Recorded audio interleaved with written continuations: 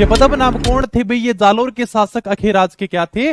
दरबारी कवि थे। ठीक है, ओके सर, चलो आगे। मोणोत नैणसी। मोणोत नैणसी थोड़ी सी अलग प्रेम कहानी बताता है।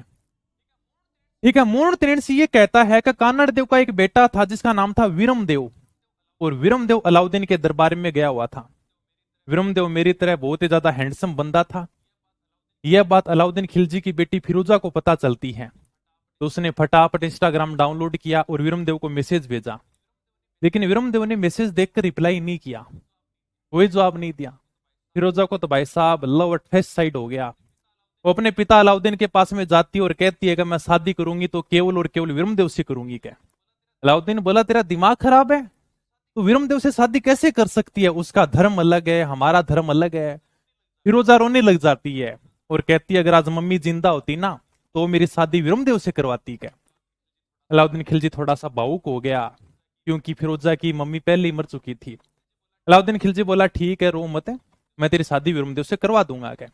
ये मैं नहीं बता रहे, सारी की सारी कहानी कौन बता रहा है? ये सारी की सारी कहानी बता रहा है मोणोत नैणसी, उसकी बातें बता रहा हूं मैं। तो विरमदेव बहुत ज्यादा हैंडसम बंदा था। ये अलाउद्दीन की बेटी है फिरोजा।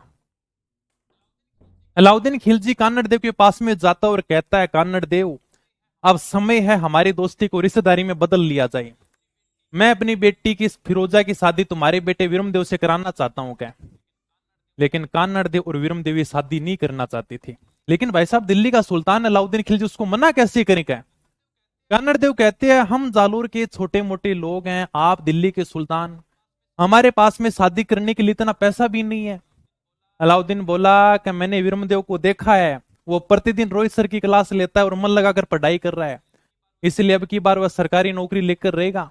अब पैसे की टेंशन मत लो, जितना पैसा आपको चाहिए मैं आपके लिए दे दूंगा। भाई साहब दिल्ली का खजाना खाली कर दूंगा, आप आदेश तो करोगे। लेकिन फिर भी कानड़ देव है वो शादी के लिए मना कर देता है कि ये शादी नहीं हो सकती, क्या इन दोनों का धर्म अलग अलग है। यह बात जाकर फिरोजा को पता चलती है कि विरमदेव तो शादी के लिए मना कर रहा है। विरमदेव के पास में जाती है फिरोजा और कहती है अरे विरमदेव, दिल्ली के सुल्तान की बेटी तुम्हारे ऊपर फिदा है और तुम नखरे दिखा रहे हो शादी करने के लिए, मुझ में कोई कमी हो तो बताओ।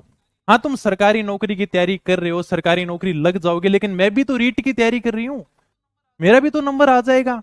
विरमदेव कहता है कि बात नौकरी की नहीं है, बात धर्म की है। तुम्हारा धर्म अलग है, मेरा धर्म अलग है। अगर मैं ये शादी करता हूं तो अपने कुल को लज्जित करूंगा। बोली कैसे? कि मामा लाजा भाटिया कुल लाजा चौहान, जय मैं परनु तुर्कनी तो पश्चिम उगे भाण। कि मामा लाजा भाटिया, मेरे मामा कौन है? भाटिया है। कुल लाजा चौहान, और मेरा जो कुल है, जो मेरा वंश वो चौहान है। जब मैं परनु तुर्कनी, अगर किसी तुर्कनी के साथ में शादी करता हूं तो पश्चिम उगे भाण, यानी कि सूर्योदय किस दिशा में होगा? पश्चिम दिशा में होगा। क्या? ये तो बहुत गलत बात है। क्या? पश्चिम हमेशा पूर्व दिशा से उगता है, और अगर मैं इस प्रकार से उल्टे काम करूंगा तो मतलब मैं सूर्य का उदय कहां से कर रहा हूं? पश्चिम दिशा से कर रहा हूं। फिरोजा बोली इतना एटीट्यूड से नहीं होता। विरमदेव, अब तुम मेरे पिता के आक्रमण के लिए प्रतीक्षा करना। गया फिरोजा चली जाती है। अब अलाउद्दीन खिलजी सेना लेकर क्या करेगा? आक्रमण करेगा। क्यों भाई? क्योंकि जालोर का किला जीतना है। शादी के लिए दोनों ने मना कर दिया। अब अगर आपको जालोर का किला जीतना है तो उससे पहले आपको सिवाना का किला जीतना पड़ेगा। जैसे हमने पढ़ा था कि अगर आपको रणथंबोर का किला जीतना है तो उससे पहले आपको जायन का किला जीतना पड़ेगा। हम रणथंबोर के किले की कुंजी किसे कहते हैं? जायन के किले को कहते हैं। तो जालोर का किला जीतने से पहले सिवाना का किला जीतना पड़ेगा। मतलब अलाउद्दीन खिलजी को पहले क्या करना पड़ेगा? सिवाना के ऊपर अभियान करना पड़ेगा।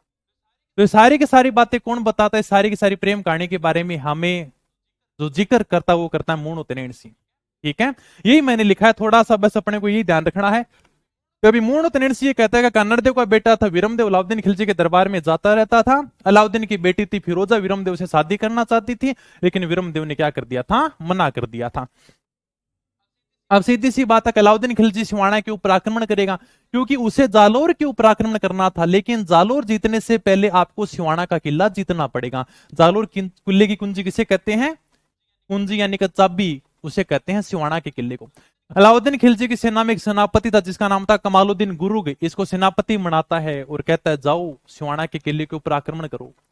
यह आक्रमण होता है 2 जुलाई 1308 को। ये थोड़ा सा ध्यान रखना, हालांकि मैंने किताब में लास्ट में लिख रखा है कमालुद्दीन गुरुग के बारे में। क्योंकि जब अलाउद्दीन खिलजी सिवाना का किला जीत जाएगा ना, तो इसी कमालुद्दीन गुरु को लास्ट में किला सौंप कर जाएगा। क्या ठीक है। अब सिवाना का जो किला था ना, वो कानड़ देव के भतीजे सातल देव के पास में था। किले के अंदर घुसने का एक ही तरीका था, कोई अंदर से विश्वासघात करे, क्योंकि और कोई तरीका नहीं था। या तो किले के अंदर से गेट खोल दिया जाए, द्वार खोल दिया जाए, या कोई आदमी विश्वासघात करे, तब भी किले तक पहुंचा जा सकता था। कोई किले तक पहुंचने का रहस्य बता दे। अब किले का गेट तो पता है कि अंदर वाले तो नहीं खोलेंगे, और वही होता है जो हमने हमेशा इतिहास में पढ़ा है। रणथंभौर के इतिहास में हमने ऐसा ही पढ़ा था, रणमल और रतिपाल विश्वासघात कर लेते हैं। यहां पर भी एक बावला पंवार नाम का व्यक्ति था, वो विश्वासघात कर लेता है। एक बार फिर चौहानों के साथ में विश्वासघात होता है। अलाउद्दीन ने दिमाग लगाया और बावला पंवार को कहा, अगर तुम किले के पानी को खराब कर देते हो तो मैं तुम्हें सिवाना का राजा बना दूंगा। क्या बावला पंवार ने किले के पानी में गौ मांस मिला दिया, पानी को अपवित्र कर दिया। अब अंदर खाने पीने के लिए कोई सामग्री नहीं रहेगी, तो पता है क्या होगा, साका होगा। क्योंकि अंदर मरने से अच्छा है कि बाहर दुश्मनों को मारकर मरा जाए। मैं साके के बारे में तुम्हें बहुत अच्छे तरीके से रणथंभौर के इतिहास में पढ़ा चुका हूं, और मैं नहीं चाहूंगा कि उन्हीं चीजों के ऊपर हम दोबारा से समय खराब करेंगे। यानी कि अलाउद्दीन खिलजी क्या करेगा, सिवाना के ऊपर आक्रमण करेगा और सिवाना के अंदर साका हो जाएगा। कब होगा सर? 2 जुलाई 1308 को। सेनापति कौन था कानड़ देव का? सर सातल देव थे, कानड़ देव का भतीजा था। देशद्रोही कौन निकला? सर बावला पंवार निकला। उसने पानी में गौ मांस मिलाकर किले के पानी को अपवित्र कर दिया था। अभियान में कहते हैं कि अलाउद्दीन खिलजी के सेनानायक थे नाहर खां और भोज, दोनों के दोनों मारे जाते हैं। सातल देव के नेतृत्व में राजपूतों ने केसरिया किया था, महिलाओं ने जोहर किया था, और सिवाना का साका संपन्न हो जाता है। अलाउद्दीन खिलजी जब किला जीत जाता है, उसके बाद में सिवाना का नाम रखता है खेराबाद, और यह दुर्ग अपने सेनापति कमालुद्दीन गुरु को सौंप देता है। बताओ यहां तक अगर किसी के कोई बात नहीं समझ में आई तो आराम से पूछ सकता है। ठीक है।